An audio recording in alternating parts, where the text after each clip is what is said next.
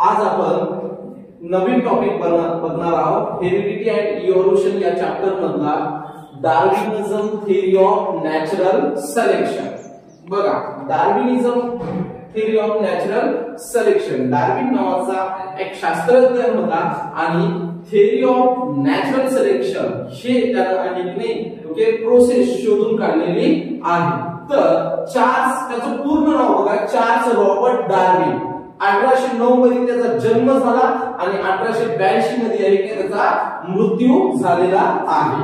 मग आता या चार्ल्स डार्विननं नॅचरल सिलेक्शन थिअरी हे शोधून काढली, तर याच्यामध्ये नेमकं काय सांगितलं ते आपल्याला बघायचं आहे.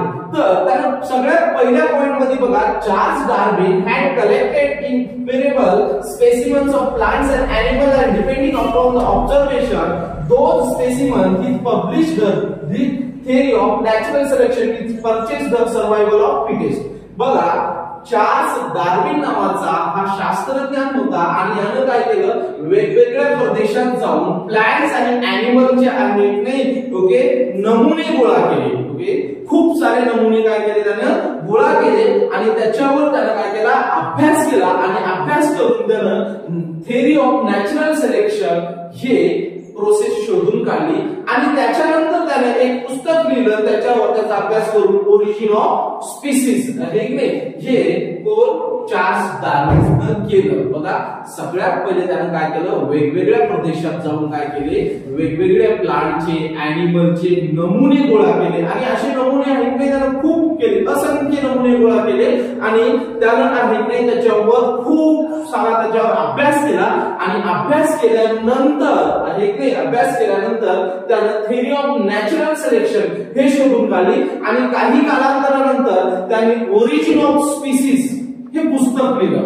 मग या नॅचरल ऑफ सिलेक्शन थिअरी मध्ये आणि ओरिजिन ऑफ स्पीसीज या बुक मध्ये काय लिहिलेलं होतं, काय सांगितलं, तर त्यांनी काय सांगितलं की या ज्या प्राण्यांच्या जातीला या पृथ्वीवर या निसर्गामध्ये जर चांगल्या प्रकारे जगायचं असेल आणि जोपर्यंत सूर्य चंद्र आहे तोपर्यंत त्यांची जात टिकून राहायची असेल तर त्यांना या थिअरीनुसार जगावं लागलं, तरच त्यांची जात या पृथ्वीवर टिकून राहील असं त्यांनी सांगितलेलं आहे या पॉइंट मध्ये. मग नंतर काय सांगितलं त्यांनी की या निसर्गामध्ये जेवढे पण सजीव आहेत त्या सजीवांमध्ये एक स्पर्धा लागलेली आहे. त्या सजीवांमध्ये काय लागलेली आहे, एक स्पर्धा लागलेली आहे आणि या स्पर्धेमध्ये तेच टिकून राहील जे काय करायला पाहिजे का, निसर्गानुसार वातावरणानुसार आपल्या गुणधर्मामध्ये बदल करत जगण्यासाठी वेगवेगळे गुणधर्म निर्माण करत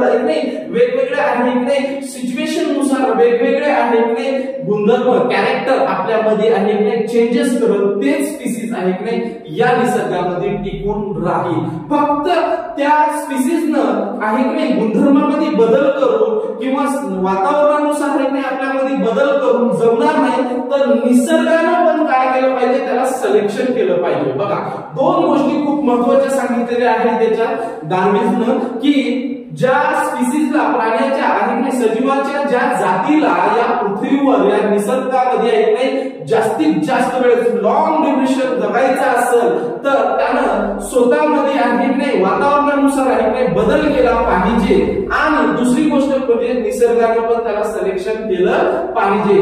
तेच या स्पर्धेमध्ये तेच स्पीसीज या स्पर्धेमध्ये काय राहील माहिती का, विनर ठरल असं सांगितलेलं आहे.